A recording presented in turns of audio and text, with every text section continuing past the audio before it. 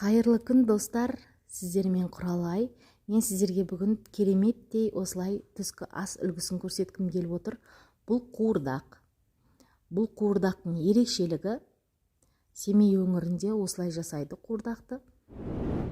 Көре берсең, өмір сүре берсең, көре береді деген сөз бекер емес екен. Осылай асханама да осы рецепті қосып алдым. Сіздерге де кеңес беремін. Менің арнама тіркеліп, маған қолдау көрсетуді ұмытып кетпеңіздер. Видеомды соңына дейін тамашалаңыздар. Етті қалың емес, орташа, жұқа емес, орташа қалыпта осылай төрт бұрышты етіп туралап аламыз.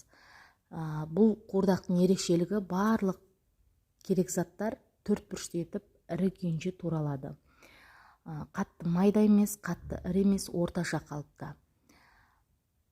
Алдын ала керек заттың бәрін описание бөліміне қалдырдым. Жуамызды осылай үлкен бөлікпен кескіндеп аламыз. Табамызға майды құйып, қызып тұрған майға етімізді салып, өзінің соғы шыққанша баяу отта әдемелеп қуырамыз. Дәміне қарай тұз себіңіздер. Ары қарай бетін жауып, астын орташа баяу отта бұқтырып дымшалаймыз. Қуырамыз яғни. Достар, мен үнемі тамақ жасаған кезде алдын ала картопты мұздай суға кескіндеп салып қоямын. Өйткені картоптан білесіздер, крахмал көп шығады.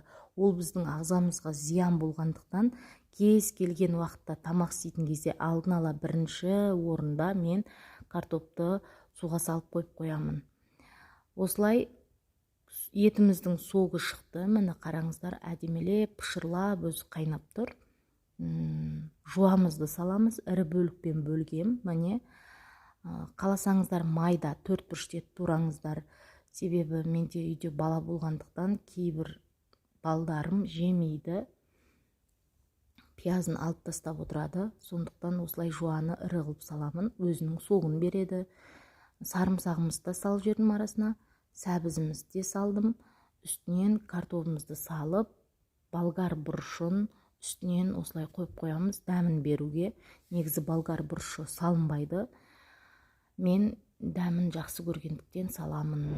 Міне, міндетті түрде астын баяу қойып, қозғамайсыздар. 45 минут оттың астында ұстайсыздар, баяу отта. Дәмі деген керемет болып шығады. Сіздерге де кеңес беремін. Жасап көріңіздер. Осылай ұнайды деген ойдамын. Түскі асқа болсын, кешкі асқа болсын. Және көп те азық түлік қажет етпейді. Ең бастысы шын жүректен, махаббатпен істесеңіздер, кез келген тағам дәмді болады деп өзім ойлаймын. Сондықтан сіздерге де кеңес беремін. Баршаңызға ас болсын. Осы тағамды ас мәзірлеріңізге қосып алыңыздар.